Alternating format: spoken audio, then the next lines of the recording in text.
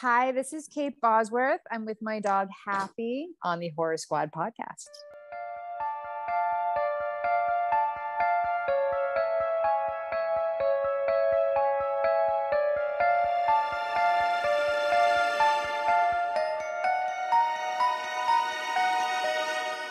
Hello, welcome back to the Horror Squad podcast. This is episode number 241. Tonight we're talking about 2022's Day Shift, which is currently streaming on Netflix. I'm one of your co-hosts. We have Todd, Joe, Steve. Boys, we also have an interview. Who we got? We do. I had the pleasure of interviewing actress Kate Bosworth, who you guys might know, I guess, best for Lois Lane, from Superman Returns. And she was also in 21. That's what I know her best from. I know her best from, now it's escaping me, but the surfing movie. Blue Crush. Blue Crush, yep. Yes. That's right. But you horror fans will know her best from the Straw Dogs remake, as well as Before I Wake, and I'm missing others, I know. But yeah, she's been in quite a few horror movies. But she came on to promote the Immaculate Room, which is her new thriller/drama starring her and Emile Hirsch, which I will be reviewing on What Watch later. But she was an absolute delight. I think it was one of my favorite interviews I've ever done, just because she was so nice, so warm, so welcoming, and she gave great answers, very detailed, and she even interviewed me at the beginning of the podcast. I don't know if Steve kept that in or not, but stay tuned, and you'll hear it all. Yeah, unfortunately, they cut a lot of that out, I think, because it started mid-conversation. But if you stay tuned till the bumper, maybe you'll get a little bit of extra interview action from before the interview started, so... Lovely. Yeah. All right.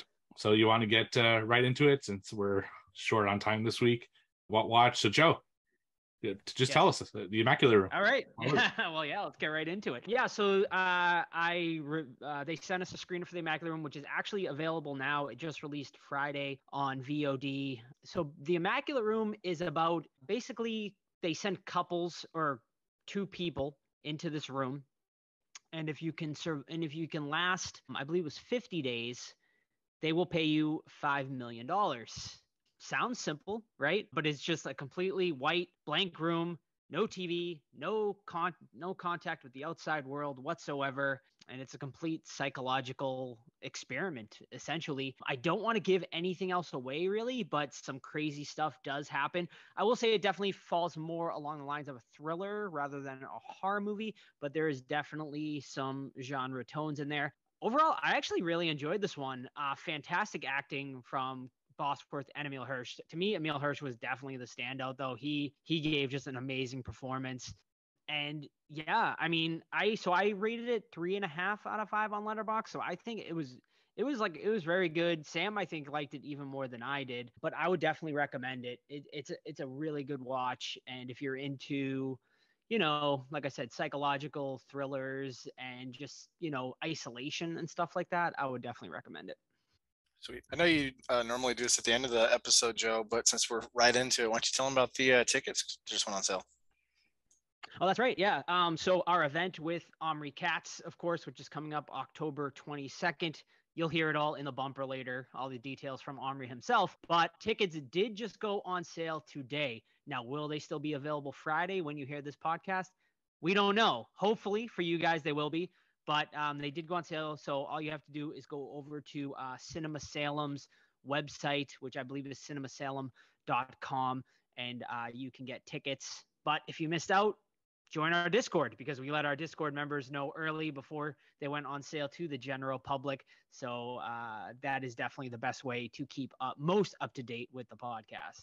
But we are super excited and hope to see you all there. Me, Todd, Steve, and Sam, we will all be there, and we're super excited for it. Absolutely. All right, my first one is from 2021. So last year, it's The Deep House, and this one is about a group of urban explorers. They do YouTube videos of, hey, this is a abandoned hospital and shit like that, and they post it. They happen to be scuba divers, and they find a house in a French lake that is supposedly perfectly preserved. So to get those likes and those views, they dive and they go in. Of course, they're picked up by some random dude's like, I know where the house is. He doesn't talk like that. He's French, but I can't do the French accent. I know where the house is, but it's not going to be on any map. I'll take you to it. And of course, he's kind of shady. He's looking at the girl change, like in her wetsuit, things like that. But lo and behold, they go down and they start swimming around and they have an hour of air, and then ghostly apparitions start happening. They find like a group of bodies just strung up in the house, perfectly preserved, and there's like hooked to chains, things like that. I'll leave it at that. It was overall an average movie. I really liked the setting, like underwater house. It's cool. Like this, I don't think that's been done before. But I could not stand the male lead, man. Like especially in the beginning, every other like line was about getting likes on Facebook and YouTube, and it's like, hey babe, this is the next $1 million view, or hey, we're going viral. Like, dude, shut up. Like, I couldn't stand it. Of course, like in the very beginning of the movie, the girl's practicing holding her breath, and like, hey, how long did you hold it for? 3 minutes. And you're like, oh, that's good play part later in the movie, because then they mention it again in the middle. Hey, remember, you can hold your breath for 3 minutes. Like, we get it, dude. So the Deep House, I still give it a solid 3 out of 5. Wouldn't have made my top 10 last year, but you can definitely do worse. I don't remember where I watched that from. Let me quickly look. It is over on Amazon Prime for the US. So the Deep House. Very cool. So my first one this week is one that Todd recommended that I checked over on Shudder, and it's 2022's Moloch. So this is a Dutch film from the Netherlands, and this one, a family are like kind of just living their lives, and all of a sudden there's this really like creepy person that's stalking their house, and eventually goes into the house and starts kind of acting really weird with them. At first they think it's just like this crazy guy, but eventually they start realizing that there's more to it. Meanwhile, there's a team of scientists who are working nearby because they found bog bodies. Bog bodies being bodies that are preserved by mud. So they're starting to find a lot of these in this big field. And as the woman from the family and the head scientist meet at a bar, they start realizing that maybe their two kind of situations are colliding somehow. And that's kind of what the story's about. It's a slow burn film. It has a lot of like kind of folktale type stuff that I personally really like. Super well shot, well acted. I was interested throughout the whole thing. It's got some good scares, and they're like earned scares. They're not like jump scares just for the sake of doing them. There's some scenes in there that really like stuck with me. Like it's almost like Hereditary type situation where the more I was thinking about it after, the more it was like sticking with me. So I really like that about it. And something that I thought was really cool is A, they stick the landing at the end, in my opinion. And B, there are things that seem inconsequential early on in the film that just seem like stuff that they're doing for, filler or, just to add substance to scenes and stuff. But you realize at the end that it was something that was actually important to, the final twist and what happens at the end. So it's actually really interesting that way. Now, is it a perfect film? No, of course, it has its issues. There's some characters that I feel are a bit shallow. I wish they expanded on a few of the plot points and stuff like that. But overall, this is currently a top 10 for me. I really, really enjoyed it. Now, is it going to stay there? I don't know. It's still early in the year. It's not like a top 5. It's like somewhere between 6 and 10. But I think it's one that people should definitely check out, especially you, Joe. I think this one is really in your wheelhouse. So that's Moloch over on Shudder. It's on my list for sure. I'm excited to check that one out. All right. My last one for tonight is I wanted to talk about Nope because I wasn't on the episode. So I just wanted to give my thoughts. I will do a spoiler free because I know obviously a lot of you guys probably haven't seen it yet. And those of you that haven't probably didn't listen to that episode yet.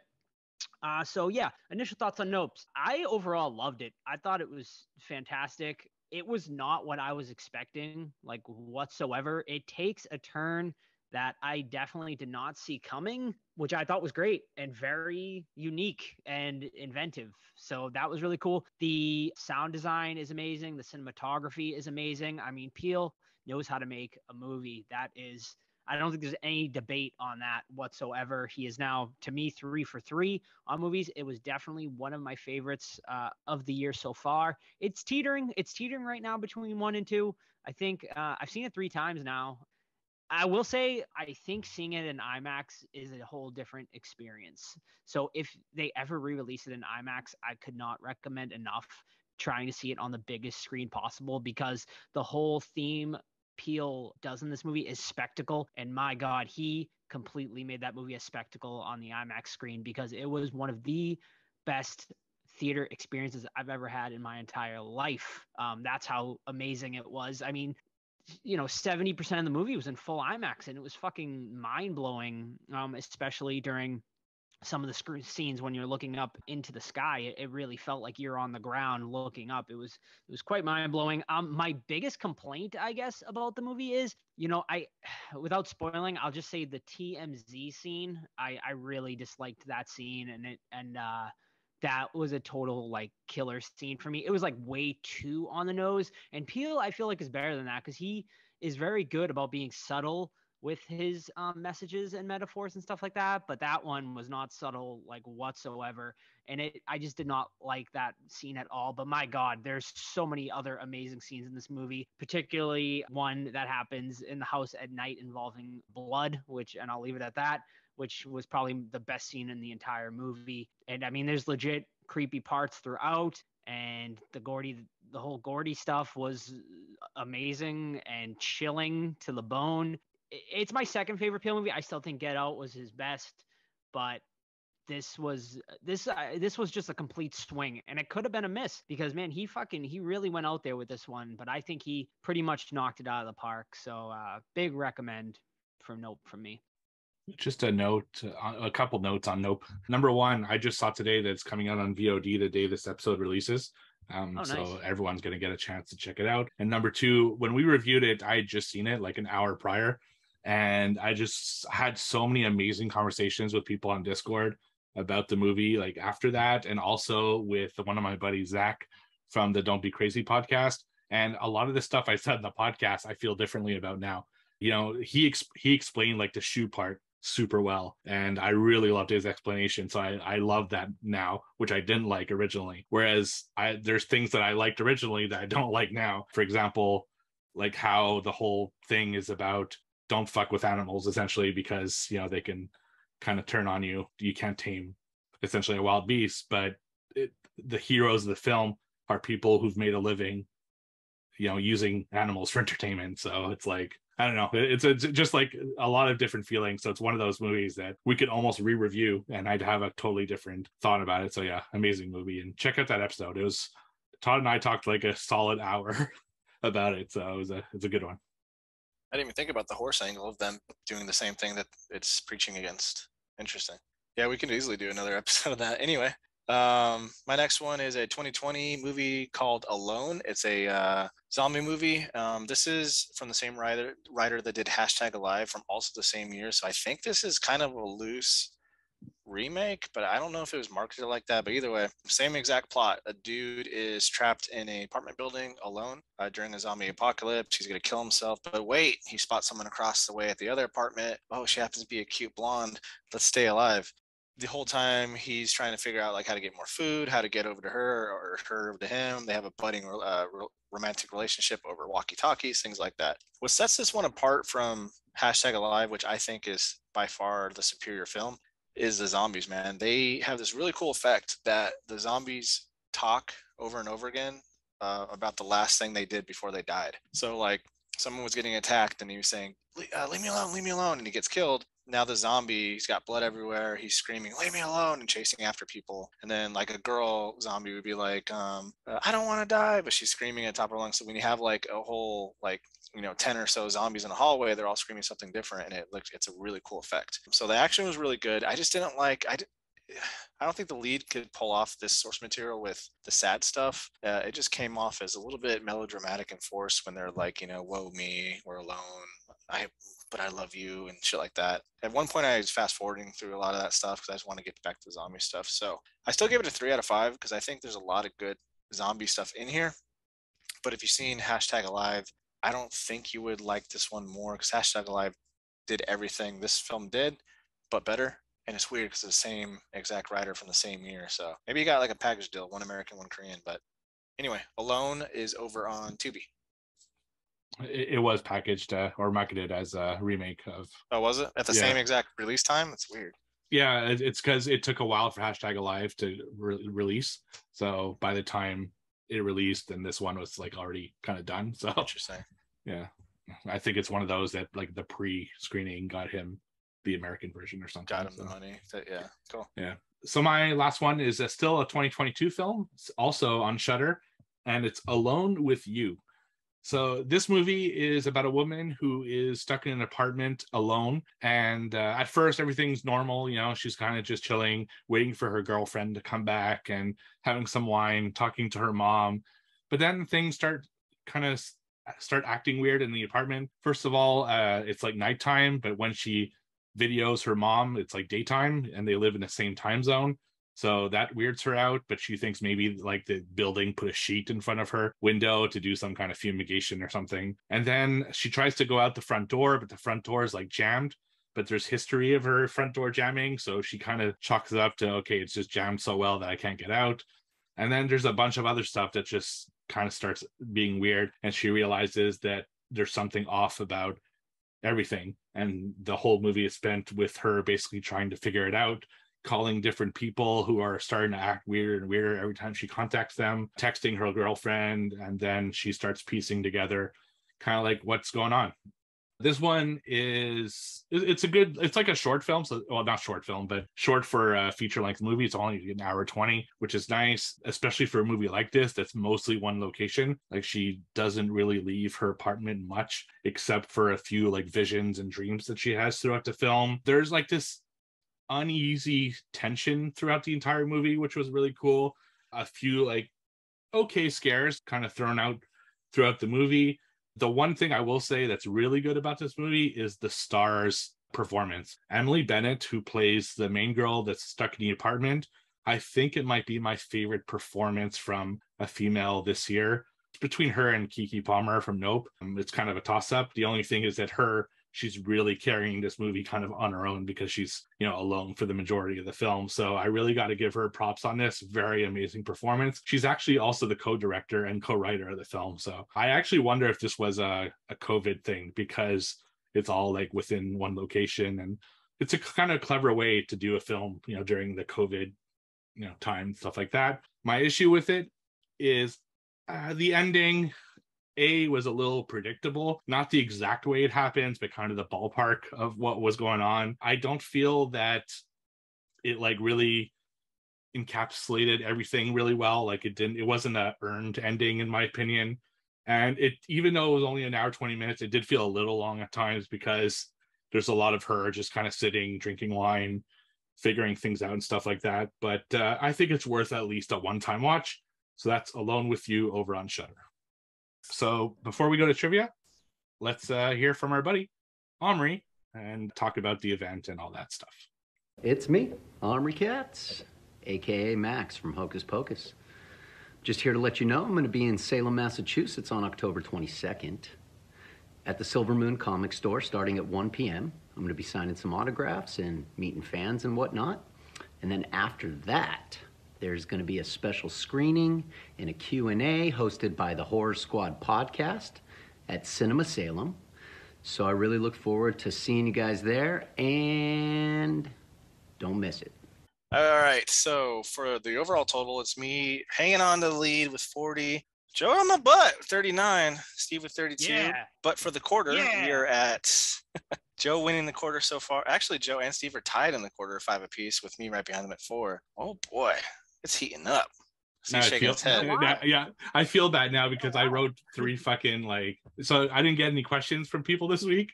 So I wrote 3 super easy ones. Yes. So I'll start, I guess. All right. So 3 different types of questions. I'll go with what I think is the easiest one of them. So this is based on the reviews. So these are reviews I found on Letterboxd describing this movie. They're vague at first, but get a little bit easier as they go. So there's 3 of them. First one of those movies you won't understand, but then you'll watch YouTube breakdowns, present the best points as your own, and be seen as a film genius to your friends and family.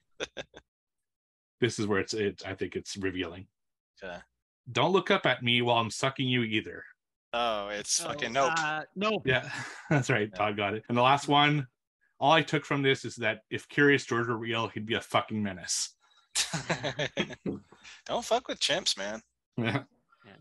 I'll get you. All right, I'm up. So Dave Franco co-starred in the movie we're going to review shortly. Mhm. Name Dave Franco's 2 other horror credits. This is the end. Does that count? Nah. Okay. It's not the one you had in mind. I don't. Was that be a horror movie? And we'll debate that later. The Rental. Okay. I didn't even have that on there, but sure, Yeah, I know it is. it is. All right, It's The Rental. It's a decent one too. He is in that, right? Yeah, I Yeah, think so. it's his I think he's the wife. main. Yeah, That was a good one. The Rental. We got one on the board that I will accept. I don't remember him. At Dave all Franco. in the horror. I remember him in like frat movies, but He is in a movie we covered within the last 2 years. really, Ooh. A fairly popular one, and it was a holiday episode. Ooh. Specifically, get ready, Valentine's Day. Really? My Bloody Valentine remake? No, Incorrect. he wasn't in that. Oh my gosh. is he in Warm Bodies? Correct. Yeah. I don't remember You know him what? in Warm Bodies. No one gets a point because you guys didn't say two. Yeah. Right. Get out of What here. was the other one? Fright Night remake, Ah, which I don't yeah, remember being in there, but I was going through his I had IMDb. that in my head, but I'm like, no, that was Anton Yelchin. So, damn. Maybe he's in there. Yeah. All right, Joe. Should have just said it. Oh, I don't know. just- I do that a lot. I hold things out like for not to look stupid, and then Yeah. like, it would turn out it was true. Yeah. Not to do it, All Arnold right. Schwarzenegger. Yes, like I Right. did that one. Conan. All right. Right. My first one. My first one is a tagline, Oh shit. and it's, I will say, 80s horror. Okay. Okay. It's crazy. Is it Killer Clowns from Outer Space? It is Killer Yeah. Clowns from Outer Space. Nice. Why would that be the tagline of all things? I don't know. Taglines never make sense usually. No. right. Stupid. My next question is 4 clues.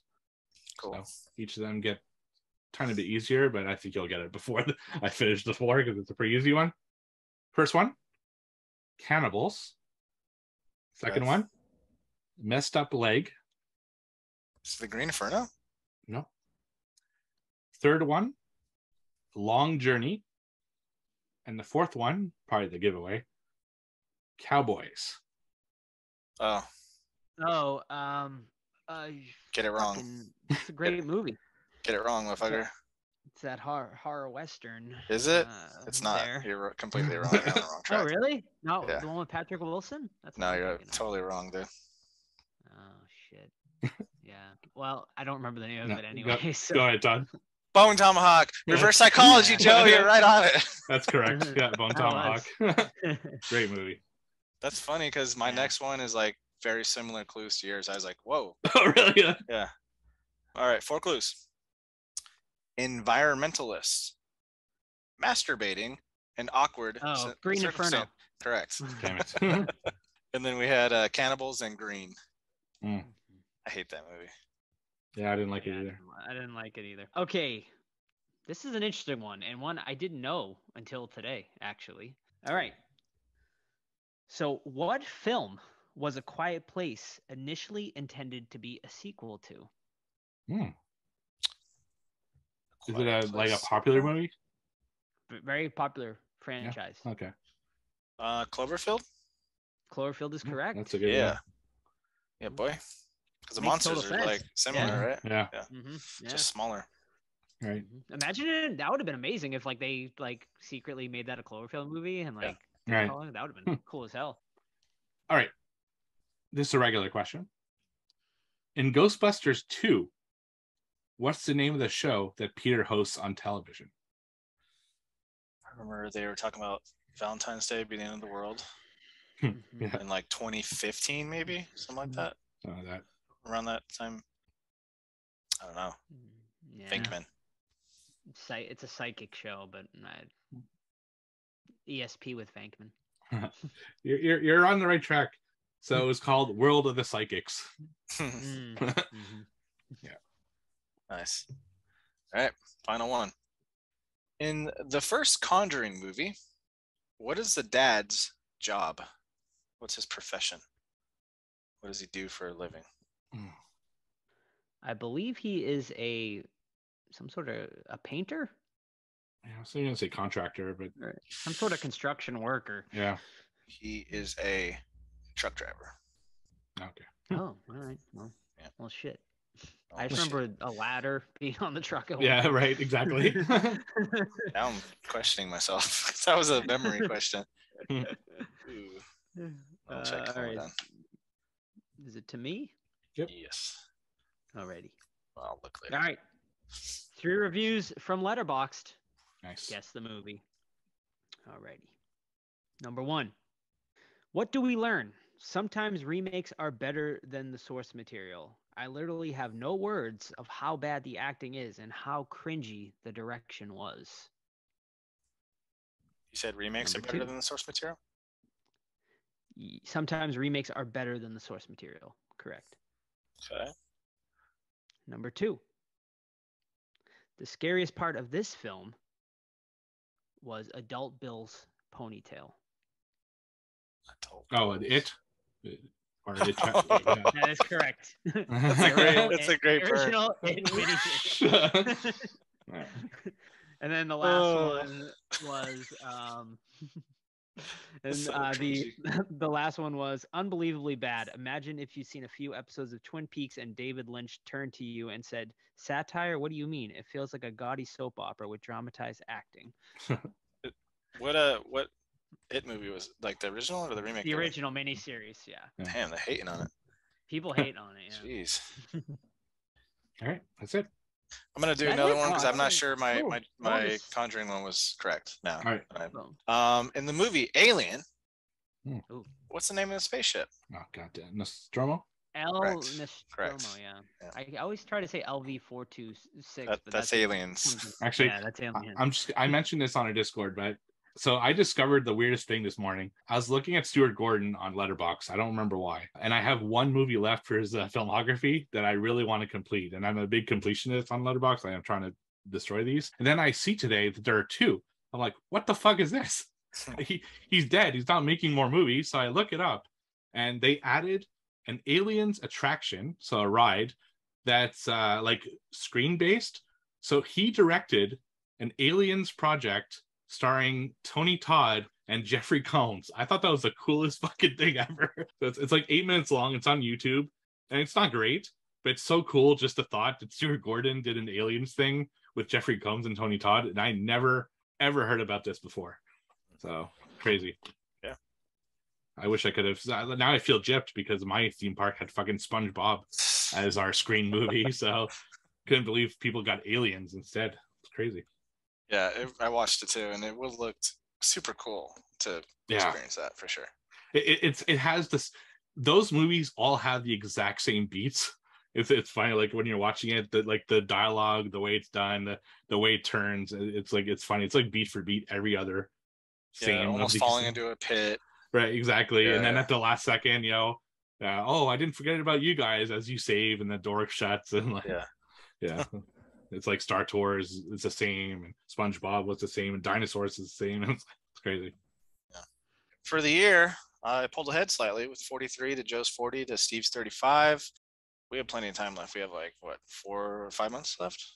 What about the quarter? I don't want to do the quarter because I don't want to add it up and okay, fine.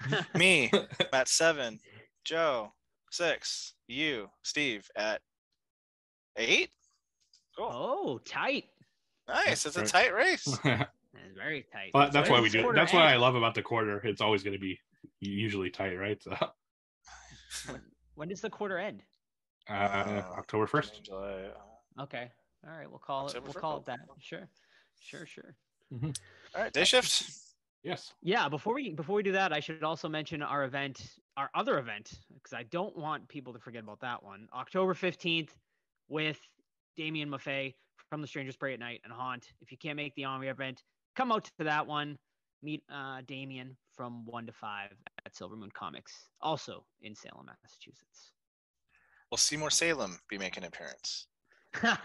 No, he will not. Yeah, I'm disappointed that last year so much promise. It was going to be the big thing in Salem, and I don't think he made it so much as an appearance this year. He hasn't made an appearance, but honestly, there's not many buskers out until till late September, early October. But now we have 2 big events in October, so I'm really gonna have 0 time to get out there and do it. But yeah. Wait, you're Seymour Salem? Yeah. I know. I'm kidding. Also, if anyone's going to, I know Steve's going to a con this weekend too, if you want to promote that, Steve. But I will be at Silver Scream Con this weekend in Danvers, Massachusetts. So if any of you people local to the area are going to be there, come say hi, shoot me a message, whatever, and we can hang. Yeah, mine's not actually a horror con. I'm going to Toronto Fan Expo on Saturday, and I'm meeting mostly non-horror people, but they got it's a big fucking con. Like, they have 5 cast members from The Boys, the 4 Hobbits. They have most of the cast from Sons of Anarchy. They have 4 or 5 Stranger Things people, and a bunch of other like big kind of solo names. It's going to be a pretty fucking crazy con. So looking forward to seeing. Who are you getting? I'm a big Sons of Anarchy fan, so I'm going to focus on that, I think, because Charlie Hunnam, who plays Jax, is going to be there. So to get him on my Sons of Anarchy poster is like, it's the main character, so I'd like to get that. Other than those, though, I might get a Finn Wolfhard. I have an It like remake poster that I have signed by the guy who played Bill, so I'd like to get kind of him as well, because it's all the kids and Pennywise on the poster. And then I'll see, time remaining, what I can do. I don't know. It's maybe try to get some of the Boys, if not some of the Stranger Things ones. I'm really not sure. It's expensive. They're all $100 plus each. It's fucking crazy. I bet Finn's lines could be fucking insane. Yeah, because he doesn't do these often. It's his hometown, so that's probably why he agreed to do this one. And it's probably going to be pretty crazy. They also have Vecna, they have Eddie, and they have Chrissy from All Stranger Things season 4. That's pretty cool. Casper Van Dien will probably be there then with his daughter, hanging out. yeah, that'd be awesome. Yeah. So sweet. Well, hopefully you guys both have a good time. Thank All right. Day Shift 2022, right. directed by Mr. J.J. Perry. Some jobs really go for the throat. See, that tagline makes sense. You know what I mean? All right, that's a good tagline. An LA vampire hunter has a week to come up with the cash to pay for his kids' tuition and braces. Trying to make a living these days just might kill him. It's a weird synopsis, man, honestly. Doesn't say anything. Okay, so Jamie Foxx is our title character. He's a pool boy / vampire hunter. So the movie starts off with him. We think he's like just a pool guy doing his thing. He sees a car leave and he breaks into a house, and then he stumbles upon a vampire nest and just goes into a killing frenzy. So we learned in this early in the story that vampire hunters, they collect vampire teeth and then sell them to either an organization that their profession is killing vampires, or like, the pawn shop guy down the street that will buy them as well. So Jamie Foxx, he's kind of a fuck up character. We learned that he's estranged from his wife and he has a daughter that he loves very much, but due to that, he's like a vampire hunter and he has to make up stories to his wife. So I guess that kind of led to their separation. So she's like, we're moving to Florida. And he's like, come on. Like, what if I pay for the braces and private school? And she's like, you have till Monday. He's like, So he has to come up with $10,000. So he goes to Snoop Dogg, who is a respected vampire hunter, and Snoop Dogg takes him back to the organization that Jamie Foxx was banned from for fucking up and not following the rules. And he gets him back in there. He's like, hey, you got to work the day shift, and if you fuck up once, you're out of the organization once again. Meanwhile, there's a sinister plot with like a head vampiress. She's going around just trying to raise a vampire empire back from the ashes that it once was, I guess, big back in the day. So leave it at that. I went into it completely blind, didn't know who was in it, what it was about, so I just turned it on Netflix and I'm like, oh, okay, cool. I like Jamie Foxx a lot. I also like Dave Franco, who is assigned to him to watch him throughout his day to make sure he doesn't do any violations. If he does any violations, he's kicked, and he's like the clean cut, like by the numbers, very like timid kind of guy. So it's like a buddy cop kind of thing. Overall, I enjoyed this movie. Is it like perfect? Not really. Does it have really cool action?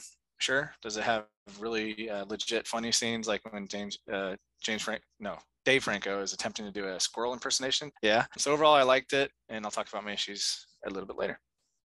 Yeah, I didn't know really much about this at all either, other than it had Snoop Dogg in it. Because I just saw like a Bloody Disgusting article that just said Snoop Dogg and Jamie Foxx fight vampires, and I'm like, well, that sounds interesting in and of itself. But I agree.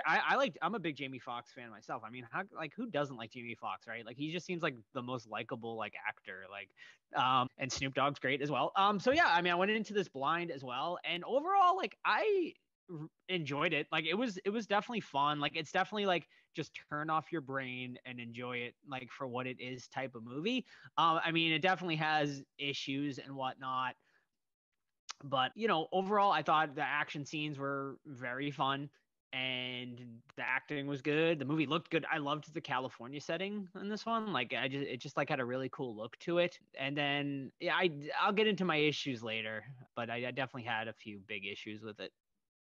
Yeah. So I first heard of this. It was just like, new on Netflix. So I kind of looked at it, and it was the trailer. And the trailer starts off where he goes into the house and the grandma, like all sweet and stuff, comes out and says something. Then he blasts her across the room with a shotgun. And then she starts like contortioning like crazy. And I stopped the trailer right there. I'm like, sold. Okay, I'll watch this. And I recommended it without checking anything else out because I wanted to go in blind. And kind of like you guys, I had a blast watching it. There are a lot of really fun things about it. That first scene with him fighting the grandma is actually, I think, the highlight of the movie. And that's also kind of one of my problems, is that none of the scenes after that matched how awesome that one scene was. So yeah, so that was an issue, but we'll talk about the issues later. I love, like you guys, Jamie Foxx is awesome. Snoop Dogg, you know what you're gonna get when Snoop Dogg's in your film. But I don't think he's a great actor. He's made some films that he wasn't exactly the best, but this is probably one of my favorite roles he's been in, because he was really cool in this one. I like that they made him kind of this cowboy character and the veteran kind of vampire slayer and stuff like that. So that was pretty cool. I do think there are some kind of slow times in this film as well, but when the action is like really going, it's like really fucking crazy. And I think that's because it was directed by someone who does he's a choreographer and a fight specialist. So that's if you look at his credits, it's all fight choreography for other movies and stuff like that. So that's probably why it went that way. I definitely have some issues as well, but overall, I had a good time watching this. Let's hear those issues, man. I thought the whole like setup was kind of weak for why he's doing it. Like, I get it, but I don't know. It just seemed like it was a little like the stakes weren't high enough for him with the $10,000 thing, and like his wife's hot. That first scene when she's in there like repairing the floor, I'm like, I like where this is going. But then his daughter, not the best actress. Like her scenes, especially when she was talking to like the main vampire, you don't scare me. I'm like, oh god. Like, no more dialogue for this kid, please. What's the Russian guy's name in the pawn shop? That Peter Stormare is the actor. Yeah. I don't remember what he's called in the movie. I love him. I don't know. Yeah, he's amazing and everything. So I saw him, I'm like, Yeah. yes. Yeah. I didn't like the lead vampire too. I didn't ever find her scary or charming. Yeah, she was pretty, but like Fright Night Jerry, he's charming, but then he gets fucking psycho. You know what I mean? Like she was just there. Like the scene where she tortures another vampire and like encases him in concrete. I'm like, oh, that's cool. Like, let's see more of that ruthlessness. But it never, I don't know, never really did it for me. Yeah, to go back on Steve's point, I do. The opening scene is the best part of this movie. It is really good, and it does never reach that level like of greatness again. And I think, and this falls on also one of my biggest complaints of the movie is in that opening scene, that vampire actually felt like threatening, and like that he could get like take Jamie Foxx's character down. The rest of the movie, I never felt like the vampires were ever a threat. Like they were just fucking mowing them down like left and right. And there was never like a time where I felt Jamie Foxx or even like Snoop Dogg was like in any sort of danger. Like, you know what I mean? So that was a big problem for me. Also, the lead vampire I thought was lame as hell. Like she was not scary. She wasn't threatening like you just said, Todd. I thought she was lame. And I think that is my biggest problem with movies like this is if you don't have a good villain, you don't have a good movie. Now, this definitely fun to be had. Like there's definitely fun moments here, but with them not having a good villain, it just this could have elevated, with a really solid good villain. This could have been like a 8 out of 10 for me or something like that. You know what I mean? But as it sits, unfortunately, it drops considerably for me. Yeah, sorry, Steve, I know you're gonna go, but you know what bugs me is that like they become vampires, or Dave Franco becomes a vampire, and then now he's like a kung fu artist. Like I was like, what? Like he was just so timid, and now he's doing fucking flips and like slinging around people's backs and doing like people's elbows off. And I was like, Vampire powers, man. I guess. I can live with that one. I can't. Yeah, I agree with like what you guys have been saying. Like I said before, I did really love that first scene, and you're right. You know, that first vampire, the old lady, he had a hard time killing her, and it almost made you believe that it wasn't as simple as just staking him through the heart or whatever, you know. And he even talks about a whole scene like how you have to kill a vampire. It's a more complex process where you have to cut the head and do all this other stuff. But then later you have scenes where they just basically shoot him and they're dead.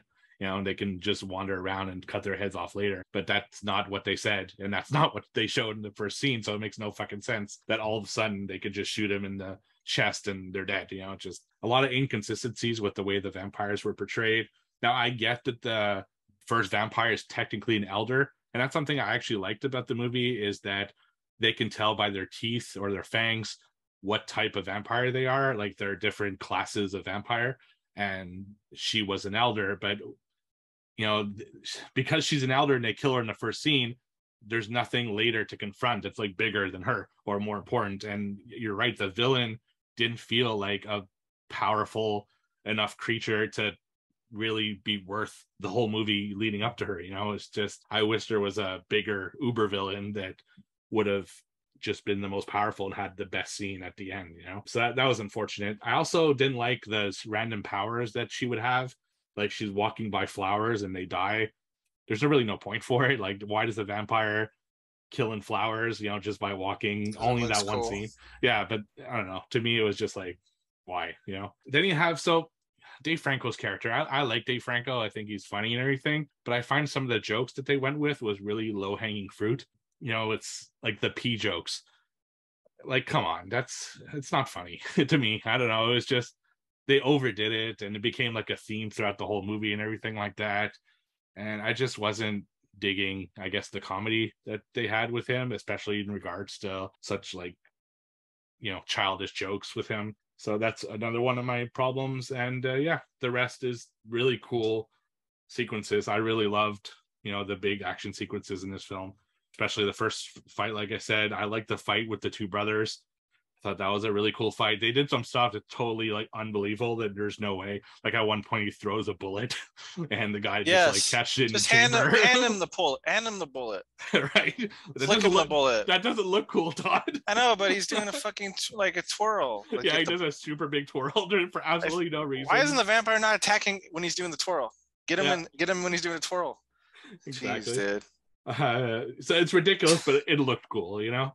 I guess. There's another one where Jimmy Fox like twirls his knife, which goes around the guy's head and then it cuts off the head. I thought that was super cool. Like, there was a lot of really interesting kills in this film, so I appreciated that, but it's a little ridiculous, you know. I like how nobody in this world is alarmed by like gunfights and like open violence in the streets or like a big ass fucking car chase. I just thought that was LA. America.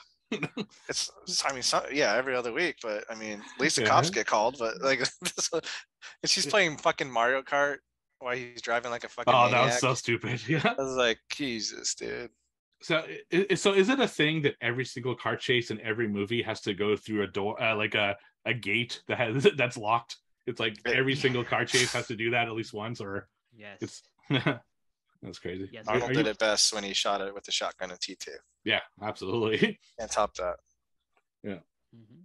Yeah. So I also feel like some like plot lines of this movie weren't like fleshed out or explained well. The biggest one being like, do people know there are vampires, like, or like in the real world, or is it like just this underground society that hunts them? Yeah, that would have been nice to have it fleshed out. I don't think they know that. Well, no, they kind of mentioned it, like one of the rules is you have to call the cops after a crime, right? So maybe the cops are aware there's vampires. Not sure. Maybe. Yeah, possible. Yeah. Another thing that's really like, I didn't understand why this was a thing, but why can Dave Franco like reattach his head, but none of the other vampires could? Yeah, that's a killing shot. Yeah, vampires, right? Exactly. They killed the fucking main girl. Right.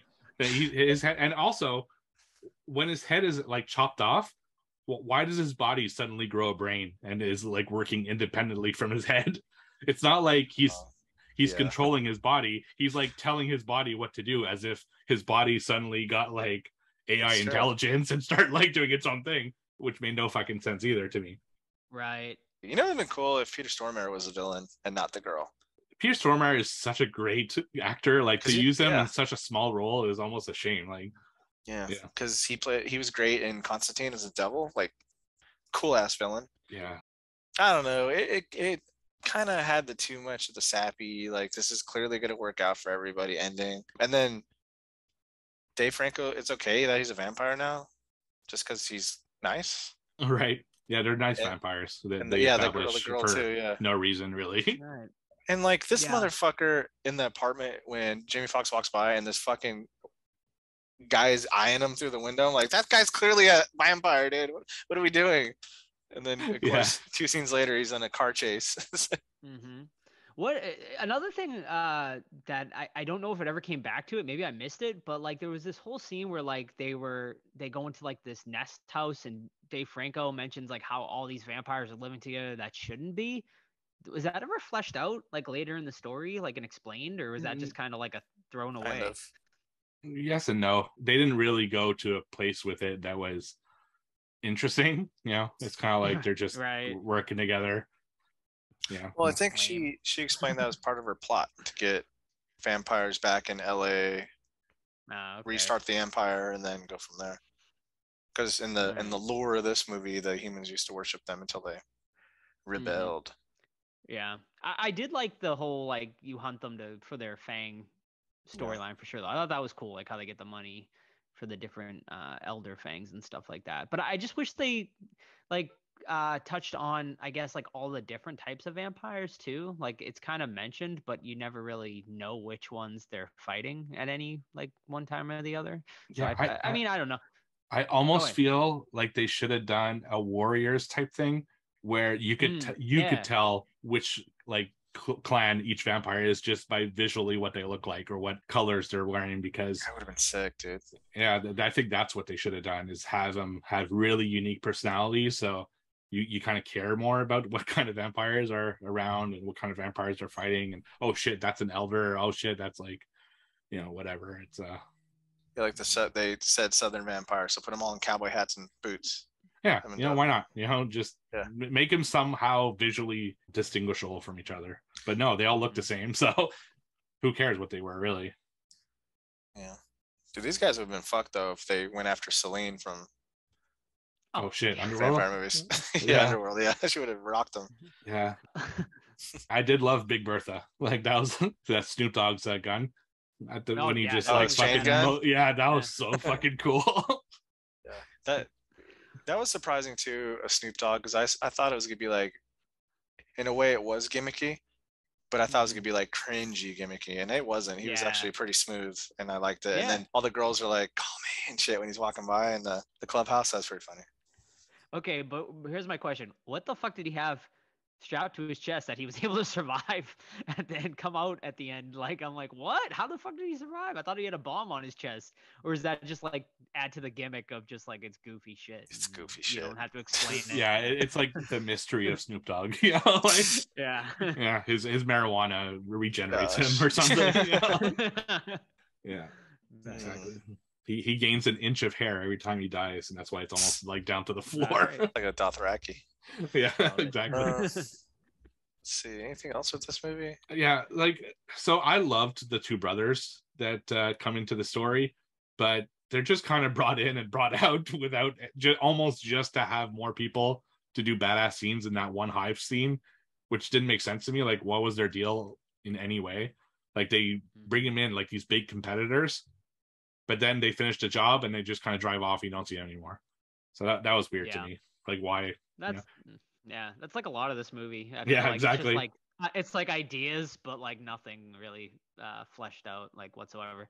I like the brothers too, because like one of the brothers is from Shameless, which is like a really he's one of the main characters. Yeah. I think this movie would have worked and I brought up briefly in the chat the movie Bright from a few years ago, Will Smith's. That movie it was cool, like a lot of concepts, but wasn't really fleshed out. And like you guys said, I think the same problem with this movie. So I think it would work perfectly in that whole universe. Like Netflix should do like a supernatural theme thing where you got vampires and werewolves and orcs and all that shit just living together. Yeah. So that'd be cool. If they want to like go that route, I think they could do it. For sure. Actually, another thing I wrote down that was a cool idea that they never brought back is in the very first fight, she pukes like this black substance, and he has to use this special like powder to remove it from himself.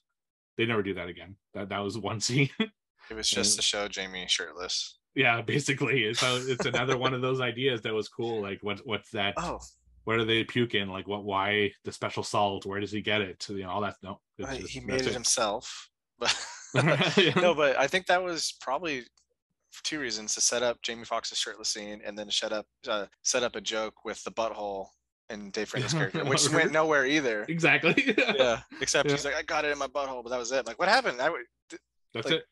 Yeah, nope, we're done. No, we moved on, Todd. We're done. Right, okay, yeah. dang. We're gonna do squirrel noises now, which I loved. I'm not gonna lie, and I love the pissing pants gag. I thought it was funny. Yeah, Did I shit my pants? Yeah, it did. That one didn't do much for me. No. One of my favorite bits was where he knew all of the Twilight movie names, and then they started talking about the baby in Twilight. That was one of my favorite little funny moments. But I do agree. For the most part, I didn't feel like I felt like the comedy was like hit or miss. And I didn't really touch on this, but Todd did. I think the child actor was, pretty rough, Yeah, and that line delivery at times. I'm not afraid of you. Another, like, this is kind of, I don't know, maybe this is a nitpick issue, but so the final room that they're in, like the temple, to me looked too much like a set. Like, I was very conscious that this looks like a movie set or like a theater set, and not like an actual temple that they would be in. I don't know, it just, the way it was constructed was too conveniently like perfect, and that almost took me out of it, which is weird. I don't know why. That's the first thing I saw when I went there. Like, holy shit, this looks exactly like it's just some set that they built. So yeah. This was actually a directorial debut, which actually is pretty impressive. Actually, he did a pretty good job. Yeah. Are you guys like me though with like this action? It looks really cool, but then at a point it starts getting boring. I mean, the action itself, like the 3 action scenes, right? The beginning, the middle, and the end were really like the highlights of the film for me. But the filler was boring, right? But even the last action, like the action in the last scene, it was almost like too much. Like, I was, okay, let's finish this movie. Let's wrap it up already. So, yeah. I guess because I didn't care about the story. Like, I wasn't invested at all about him getting the money for his daughter's braces. Like, it just wasn't an interesting ending for me. So I didn't care enough. You know, that's the problem, I think. Yeah. All right. Well, the last thoughts. Yeah. This is what happens when we all don't love a movie. It's like, Like our Notebook would have been like 3 hours long if Joe was on it too. It wasn't exactly a deep fucking movie either, right? Right. Yeah, you're right. So Dave Franco and that vampire chick are now vampire lovers? I'm going to take it. He hopes so. I don't know if she does. All right. Well, they can't poop or pee, so I guess they can't do other things. Yeah, that's something new. Yeah. Well, is it because they can't eat? Like in What We Do in the Shadows? Like they just regurgitate whatever yeah, but food they're still have? having sex, though, in Shadows. So can they... Yeah, they're having plenty of sex on Shadows. A lot of sex. Yeah. Yeah. All right. Guess rate it. Let's do it. All right, I'll start us off. Yeah, I like I said, I do think this is actually a fun movie. Like we maybe were pretty negative on it, but I do think it is definitely a fun one-time watch. Turn off your brain and just enjoy it for what it is. It is like a solid action horror comedy style movie. I'm gonna give it a 6.5 out of 10. Like I said, the lame villains drag it down, and for me, big time. I'm a little higher. I think it was really fun. It's stupid as fuck, and we uncovered some more stuff talking about it. But I'm sticking with the 7 out of 10, 3.5 out of 5. I think it's a pretty solid vampire action movie. Like everything we watched practically, it's in my top 10 for 2022. So we'll see what happens. Yeah, I'm exactly the same score, a 7 out of 10. I had a lot of fun watching it, and it's one I would maybe even rewatch, and that's saying a lot because I thought the action scenes were fun enough to warrant rewatching. I really like the vampire designs, but we didn't really talk about that. But again, especially the grandmother, and when you have your best scene in the first 5 minutes, it kind of makes the rest of the movie like you're comparing it to that first scene, and it never quite reached that level. So it's a shame. But they had a lot of cool kills and a lot of fun stuff. So I do recommend it. It's also currently my top 10, but it's like number 9 right now, so I don't think it'll last very long. But still, I think it's at least a worthy, check out on Netflix. Yeah, it's probably the highest body count we've had in a movie this year. Yeah, it's definitely up there. Till Halloween Ends comes out. Ooh, we'll see if they stick with the Halloween Kills formula. I'm really intrigued by this Halloween Ends. I've heard some theories that are very, very interesting. So we'll see. Okay. It's all a dream. We shall see. No, I hope not. No, I mean, I'm here. The main thing I keep hearing is a copycat killer. That's like the big thing going on right now on the internet forums. So we'll see. Hear me out. We have an opening scene where Laurie Strode dies, but she's not dead. Halloween Resurrection. Hold on. All right. She dies, but then she wakes up. We're back in 1978. She's in the hospital after part 1, and they remake part 2 awesome. again. Yeah? I mean, that'd be cool as hell. I'd be all in for that. That would retcon all the bullshit from Halloween Kills for sure. Yeah. So I'm gonna ride them, see if they can, redo it. Yeah. That'd be awesome. We got the time jump. Okay. So we are in COVID times now. Michael comes down with COVID. He's pretty old. And he dies in the hospital from COVID complications. He just dies? That's the movie? Yes. The end. It'd be pretty current. I mean, yeah. Could you imagine? That'd be insane. No, you know what? I don't think that works, though. I think Jamie should die. Jamie Lee Curtis. So her character dies. And then Michael comes up and said, if you had worn a mask, you would have survived. Yeah. And then he winks at the camera. Right. And that's the end. And it's brought to you by the World Health Organization. Exactly. What? Yeah. Shoot, more vaccines tonight. We'll have a whole crowd screaming about vaccines. Oh boy. All right. Well, we're covering it for sure. So. No, for sure. Absolutely. For sure. Yeah. All right, guys, that is going to be it for this episode of the Horror Squad podcast. Next week, we are going to be reviewing Glorious. It is streaming currently over on Shudder, so go and check it out and be ready for next week's episode. Don't forget also our event with Omri Katz. Tickets are now on sale over at cinemasalem.com. I keep getting asked, so I'll tell you right now, you do not need tickets for the signing at Silver Moon Comics from 1 to 5. You only need tickets for the screening at 7 o'clock if you want to see us do the screening and the Q&A with Omri following the screening. You will definitely need tickets for that. Other than that, make sure you follow us on Discord. That is definitely the best way to keep up with all things Horror Squad podcast. Just send any of us or our social medias a message, Facebook, Twitter, Instagram, the Horror Squad podcast, and we will send you a link to our Discord. And yeah, I think that is it. And the interview. And we'll see. Oh, don't forget. I'm sorry. Don't forget our interview with Kate Bosworth coming up immediately after my voice here. It was a great interview. Check out the Immaculate Room. It was a really good movie. We talk a little bit about it, spoiler free, of course, so you can hear some thoughts on Immaculate Room. We also talk Straw Dogs, Before I Wake, and The Domestics as well. So stick around for that as well. And we'll see you guys next week. Bye. Bye. See ya. Hello, everyone, and welcome back to the Horror Squad podcast, where today we are joined by a very special guest.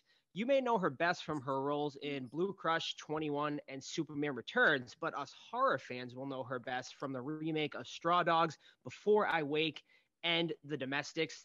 Today, she is here to talk to us about The Immaculate Room, which hits select theaters and video on demand August 19th.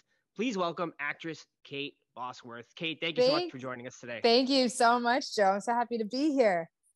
Awesome. Very excited. Talking about all the spooky things. Ooh. My boyfriend and I were a part of, we did a horror movie together last year, and it's hilarious to meet on something like that, because you're forever now we have we always laugh about things that are spooky and scary. Which horror movie is that? Is it out yet? It hasn't come out. Gosh, I'm not even sure. It's it either has come out or it's coming out. I know a lot of the reviews are just coming out. I'm so Joe, to be honest, I'm so terrible at like monitoring these things. But it's a movie called House of Darkness. And we worked together on this thing, and it was wild and it was spooky. All right, awesome. Definitely, I haven't heard of that one, so I'll definitely have to. You'll have to check it out. It's definitely up your alley. Awesome. So Kate, why don't you start by telling us a little bit about the Immaculate Room? Kind of tell our listeners a little bit what it's about, and also how you got involved in the project. Sure. So the movie I love this movie first and foremost, and after doing this for like 25 years, I can tell you that you don't. Big spoiler alert, everybody. You don't absolutely love the result of every movie you've ever been a part of.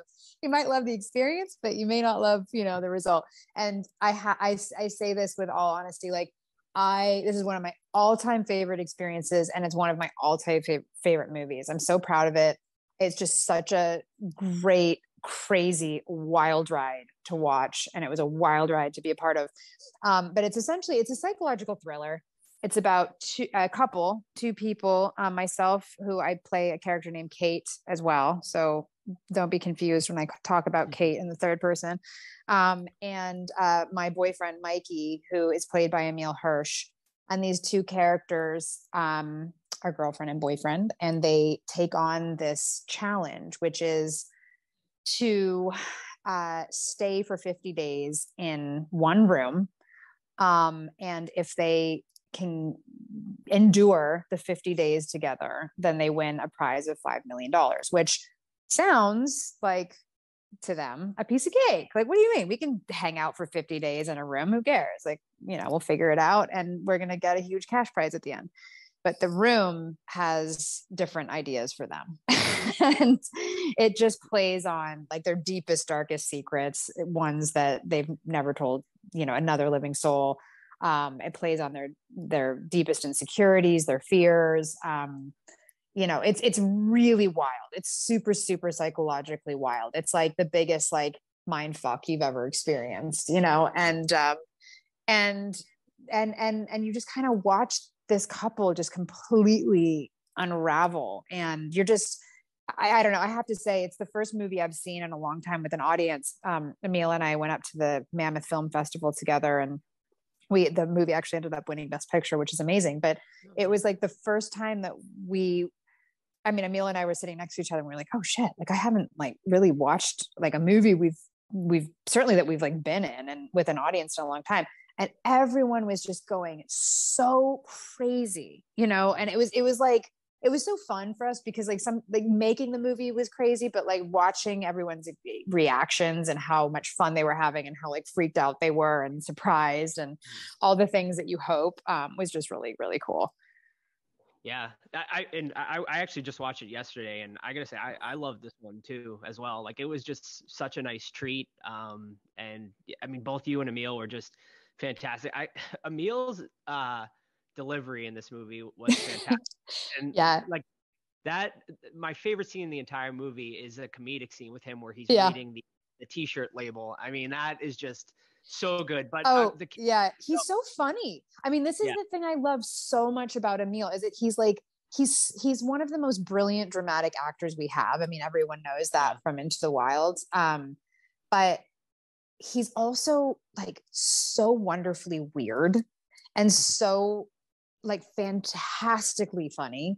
And I think that this role, almost out of all the roles he's ever done, showcases like all of those things so beautifully. Like, he's brilliant in this movie. I always say, like, Emil is he's one of the very rare actors who is truly incapable of a false moment. Like, he will find the honesty in every single breath he takes, in every second and every swing. And so when you have the opportunity to like act with him, you're also on the ride of like utter honesty, because if you're not, it like falls like a big fat thud on the floor. You know what I mean? You're like, oh, that sucked. That wasn't honest, you know? And so it's like, it's truly such a, it's such a treat to work with Emil. I've worked with him once before, and I hope we work together lots. Awesome. Yeah. I hope you guys do too, because the chemistry between the two of you was just fantastic in this movie, and it just oozed throughout the entire movie. So hope to see you guys in more. Oh, thank you so much. I hope so too. Yeah. So obviously a big part of this movie is the complete isolation from the outside world. So to prep for this movie, did you like try to simulate that at all? I mean, we just kind of, you know, it was the craziest thing. This is really wasn't the first movie, but it was probably the most intensive experience of like full-blown pandemic movie. In that we were shooting in LA, and there was like a very coordinated safety protocol of like shields and masks, and groups A couldn't be with group B, and C had to stay outside. It was pretty wild. So I think that we all kind of felt like, and I'm sure almost everyone in the world felt this way, like there was a lot of life imitating art, in that we were all sort of like bound to one space together, and it was super challenging for a lot of couples, and it was a real kind of make or break for a lot of people, and very psychologically challenging. And so I think we kind of felt like the preparation was just in what was happening in the world in many ways. But it was, you know, I think Emil and I probably entered that room similarly. We shot almost perfectly in chronological order, other than day one, because Emil was coming from another movie. So Ashley and I had to like take day one over. But other than that, it was chronologically shot, which isn't always the case. In fact, it's rarely the case. But for something like this, it was super helpful. And Emil and I kind of like entered the room the same way that Kate and Mikey entered the room, which was like excited and like inspired, like ready to take it on, and, you know, had all this great energy. And like by the end of it, I remember Emil and I just like in these like crazy drab gray, you know, almost like prisoner uniforms, like, you know, the absolute are like their world's like crumbling. Like, I mean, it truly, the room starts sort of mimicking the demise of their, you know, mental state. And it sort of felt like that by the end. We were like, every time we had to come into the room, we were like, oh God, this room again, here we are. You know, it was just like became that. So yeah, it was, you know, in many ways, like it was kind of one of the purest experiences I think Emil and I have experienced, like in such a pleasurable way. Like it was he and I diving straight in. Thankfully, we have a real history together. So we had a foundation of like real trust and friendship, and we're ready to go. But Mukunda, who is the wonderful director, South African director, and such an incredible talent. You know, he had his cameras, because we were really in like it was built one big on a soundstage, white Immaculate Room. It was like, that was it. There was no, you know, escaping it. It was like every day, go back to the white room. And so Mukunda had to get really clever with how he shot it. Cause I remember asking him this when we were sort of just chatting about, you know, the roles and doing a little bit of prep. I was like, how are you going to like keep an audience interested in just like staring at white walls? You know what I mean? I mean, that's like visually hugely challenging. And he was like, I know. He's like, oh my God. He's like, this has been keeping me up at night, and there's been so much planning. And like, you know, he had his cameras on these like wheels. He's done so much incredible like commercial work and music video work. And I think he had learned this technique in that world, and that with cameras on wheels, you can, first of all, be super nimble. You can move really quickly, but you can also allow the actors to like move themselves, and you don't have to like lay down track, and you don't have to, you know, or you don't have to have someone just like trying to hold handheld for like the whole movie. And we did a little bit of handheld, but it was a very specific part of the movie towards the end when he really wanted things to start breaking apart. But other than that, these like cameras were just like wheeled around the room, and we were able to move really quickly and make our days. But there was a certain amount of freedom, I think, that everyone felt. You know, first of all, the crews weren't able just to like mill around or like like check things, like you have like wardrobe, hair, makeup, and sometimes, everyone likes to take their time, but I think with COVID, it was like, you got to get in and out. And like, then the space is the actors and the director and the DP, and like, there's no one else in the space. And so in that sense, it felt like super personal and really free. And I think that like Emil and I just really thrived in that environment. That's actually like a great segue into my next question, because I was going to ask you, as an actor, I mean, you gave us like the technical aspects of the challenges that come with filming a movie like this, but as an actor, what challenges do you think come with filming a movie that's essentially takes place in one single location? Yeah, gosh,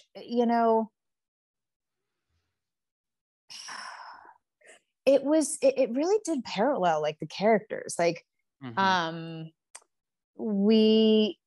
think a lot of the magic happened because like Emil and I were so locked into each other. And like, I think this is the type of movie where, I mean, it's a 2/3-hander, because Ashley Greene's character comes in at a certain point, but Emil and I had really established like a lot of days before she comes in. So, I think this type of movie is like make or break with the chemistry between the actors.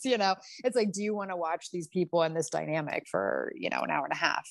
And so I think we really lucked out in that Emil and I, we just slipped into such a like effortless, trusted, interesting frequency, like immediately. And Emil and I were like brother and sister, and that like I'm probably more similar to Kate, and that have like a little bit more A-type tendencies, a little bit more structured, and Emil is more like Mikey, where he's like more like fluid and like more like has the more of like the kind of artist sort of like brain in that way. And so I think he and I kind of really like tapped into those tendencies like a little bit like on steroids, maybe, you know what I mean, in that way. And it just ended up feeling just very, very truthful. And you could see how these characters like were like never meant to be, and then also at the same time sort of like the perfect combo at the same time. So I don't know, it was funny. I mean,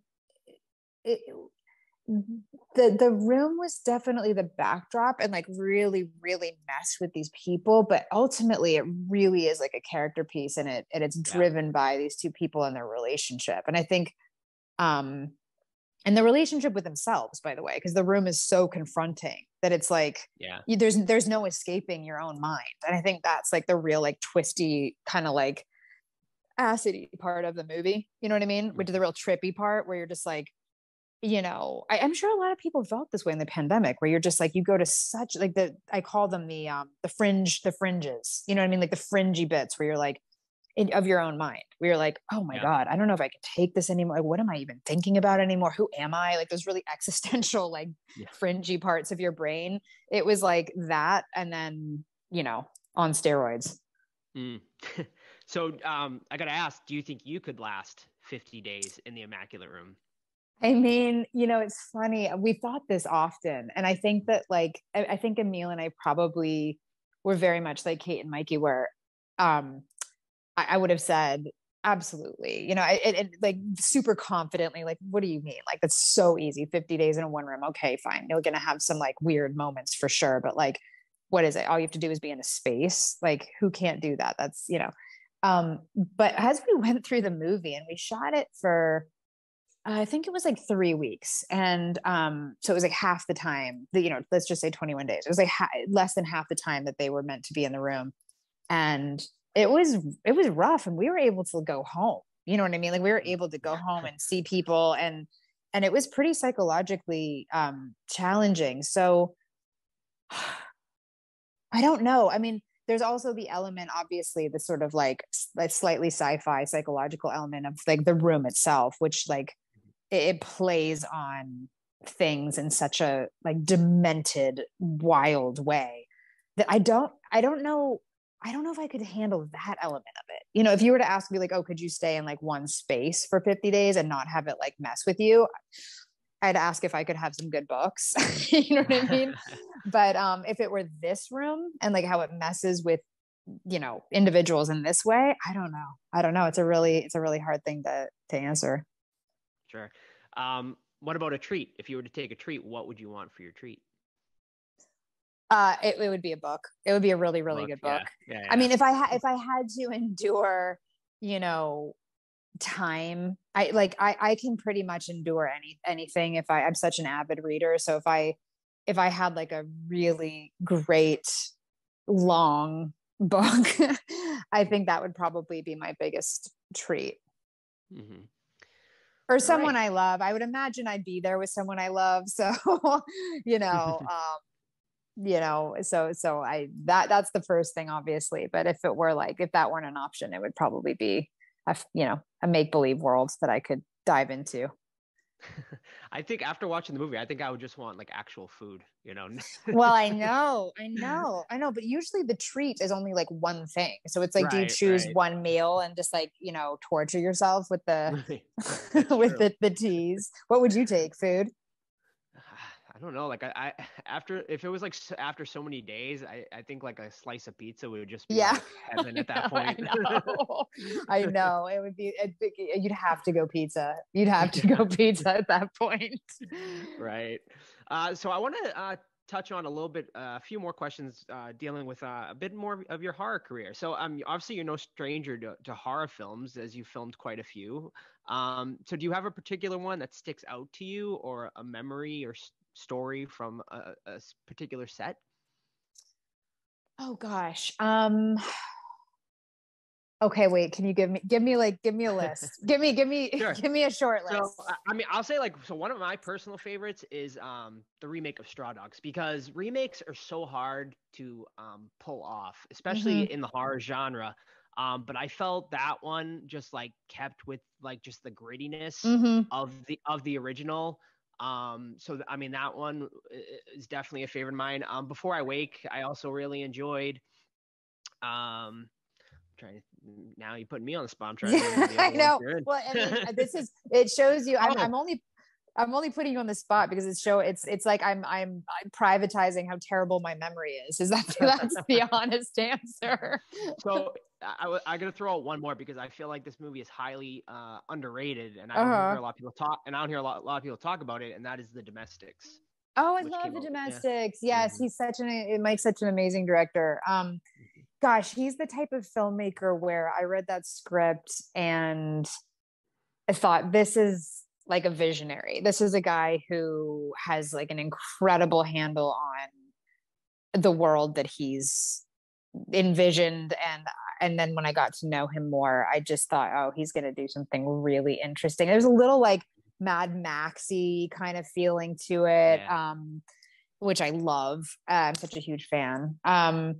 And it was that, oh gosh, it was just so crazy. I remember that experience. I remember specifically like the costumes were wild, like those like weird like dog heads. Do you remember that? Like they had like animal heads, and they were so incredibly crafted. I remember like there was a scene where Tyler Hoechlin was my co-star in that movie, and he and I kind of get in this like weird fight with these, for lack of a better description, like kind of like tribal gang members who are wearing these like insane like animal heads, like almost taxidermied animal heads.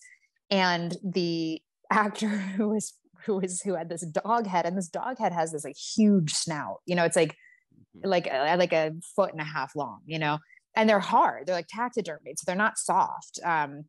And I moved a certain way, and the actor moved a certain way, and it's the only black eye I've ever had in my life. This dog snout. It was the weirdest.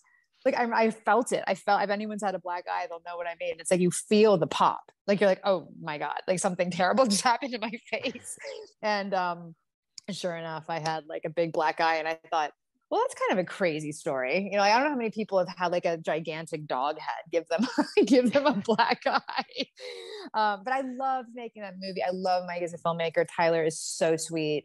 And it was cool. It was sort of like, I'm sure they felt the similar way. Like I remember, like I love A Quiet Place, and I'm sure it's like sort of a similarity in that world where you do feel like just incredibly like engrossed by that world. And so, like not so dissimilarly, and they're very different movies, but like I felt very engrossed in the Immaculate Room. You know, like it was like nothing else existed when we were there. And in doing the domestics, it felt similar. Like it was just a world. It was its own world. And we were able just to kind of sink into it. I loved making Straw Dogs. I think Rod Lurie was the director on that movie. And I think he did such an amazing job because, you know, remaking, you know, you're looking at remaking, you know, the work of a masterful filmmaker, you know, of Sam Peckinpah. So, and you know, actors like Dustin Hoffman. I mean, it's a tall order. And I really loved the way he visualized that movie. I loved the cinematography. It felt, he and I talked a lot about the and we shot in Shreveport, Louisiana. So we talked and like I feel like it was, I want to say it was in August. It was just horrific. And we talked a lot about using, like really utilizing that heat as just the oppressive external factor that obviously there's like a lot of oppression happening within the, you know, the situation of the characters, but this like inescapable humidity, this inescapable heat. And I just remember like asking people to constantly keep like wetting me down. So I just looked like sweaty and just very like, you know, almost like strangled by this element.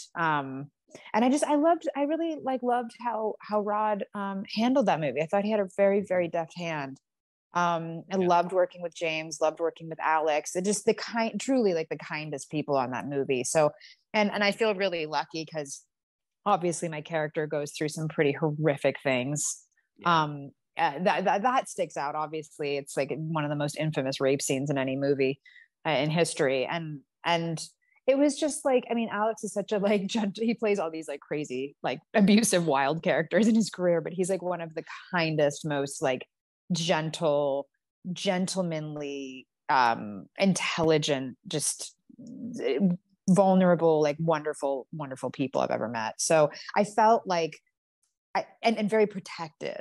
Like I felt very protected by him and by all the actors on the movie, and very safe. So, yeah, and Before I Wake is another, you know, Mike Flanagan, who, you know, he's now done a lot of big things. But he's someone who really creates his own worlds as well, you know, and another movie we shot in the South. And I love, my favorite thing about that movie was the sort of surprise, the element of surprise with the sort of magical realism. And you know, I don't know how many people have seen, I know a lot of people love this movie, but I hope they love it for the same reason that I did, which is there's so many great horror elements to it, but the sort of like you peel back the onion and like you realize like the surprise and the reveal of the end, I think is like so there's like such a heartwarming element to it as well. And those are kind of my favorite movies, you know, when you're like, you have all the elements that you love, the cinematic elements that you love. And I love horror, as we spoke about, but when you get to like the real, like the core of something and it's like, oh, but it's because, you know, it's because love prevails, or it's like, oh, because it's so important. You know, I love Dark Crystal, for example, as a kid, you know what I mean? Or like Never Ending Story. And like, when you have like all those sort of like magical realism, magical elements, and yes, horror, but like those are my favorite types of movies, when all those things kind of work together really seamlessly. Yeah. Wow, Kate. I mean, I could literally sit here and talk to you like all day about me movies too. and horror movies. It's been an absolute pleasure. We are running out of time, unfortunately. So I got to ask, obviously, horror podcast. So I got to ask you, last question: favorite horror movie of all time? What do you got? Oh man, I knew you were about to ask me that, and I was like, oh god, I should have prepared for this. God, that's such a tough question. I think I probably get the most scared still in, oh, this is such a tough one. I'm just gonna rattle up a few. I still get like really scared from The Exorcist. You know what I mean? Like it's like if I'm really purely gonna go for like, I want to be scared on Halloween, and I love watching the classics on Halloween, and I love Halloween, for example. But The Exorcist, there's something about that. All those, you know, the religious elements and like all of it is just so crazy. I love watching Silence of the Lambs still. You know what I mean? Like that's just to me like masterful cinema at its best. My boyfriend and I just rewatched Jaws. I haven't seen in many years. And my God, the way that those credits open and it's like just the dun, you know, and you're just like, just how amazing that a movie can have like two beats, right? Two musical beats, and you're scared shitless already. You know what I mean? Like, yep. But I know I'm missing so many. I mean, there's so many, like the original Let the Right Ones In. I mean, there's so many great, European horrors as well that I'm missing, but those are just a few off the top of my head. Awesome. Perfect. How about you? What's your favorite? The Shining. The Shining is my all-time favorite. Yeah. But it's so great. Yeah. The Exorcist too. Like, top three would be the Shining, The Exorcist, and Halloween. Like those are just the three that just hit it. Halloween, by the way. I mean, the people underestimate, like, they can often underestimate music, but I mean, what a great like example. You know, there's this. I don't think anyone does it better than horror. You know, when you really nail the musical elements of horror, it's just like the hairs stand up on your body. You know what I mean? Absolutely. Yeah. Halloween has that too. Oh yeah. Yeah. Well, yeah. Well, Kate, once again, could talk to you all day, but unfortunately our time is up. Before I let you go, is there obviously everyone go check out the Immaculate Room coming out this week. But other than that, is there anything else you'd like to promote or where our listeners can follow you? Where can they follow me? Do you mean like in the cyber like social world? medias? Yeah. Should I give my home address? No. I'm usually just I'm usually on Instagram. You know, it's so funny. I was just thinking about this today, Joe. It's just my name. It's at Kate Bosworth, but I've been such a terrible Instagrammer recently, and I think that so much of it is because I like having these lovely conversations with you, you know, and just like living in the world has been, or like watching great movies, or, you know, it's just been a little bit more appealing than the cyber world recently. But if I'll be dabbling in and out. So if you want to see what's going on every now and then, you can just see me on Instagram. Perfect. Well, Kate, it's been a pleasure and hope to talk to you again soon. Thank you. And you. Take care.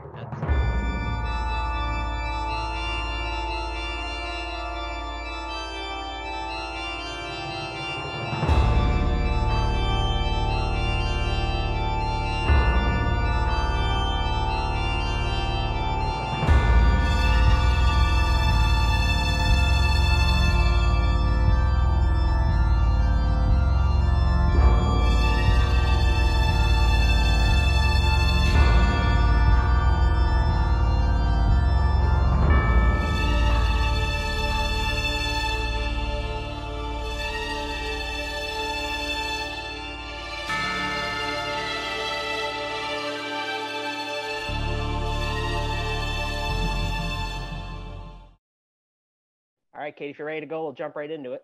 Yeah. Oh my God, look at your background. How cool. Yeah, thank you. So have you always, I'm going to start interviewing you. Have you always just loved horror? I have. It's been it started very young in my childhood. First horror movie I ever watched was Child's Play. And I just, ever since, it's just been an obsession pretty much. You know, it's funny. You'd never probably think this about me. I never know what people think about me. It's kind of a funny thing to consider, but I have always loved horror. And I was like the weird little girl that would like make my parents, if we were driving anywhere, like stop whenever I saw a cemetery, and like I'd have to get out and explore it. And I was just fascinated. I still am. And I just loved, I'm a kid of the 80s. So I was watching like The Blob and like, you know, of course, all the classic Exorcist ones, but I just love those, you know, Invasion of the Body Snatchers, like all those like old school, like wonderful classic movies. I've always been obsessed with. Oh, awesome. Well, we'll talk a little bit about it right now. Cool. Okay, let's go. Let's do it. I'm just gonna I just want to get the intro in. That's all. That's not the intro? No, I'm doing it. No, I got a little intro written up right now. No, I'm messing with you. All right. Okay, go. Ready? Action. All right. Alrighty.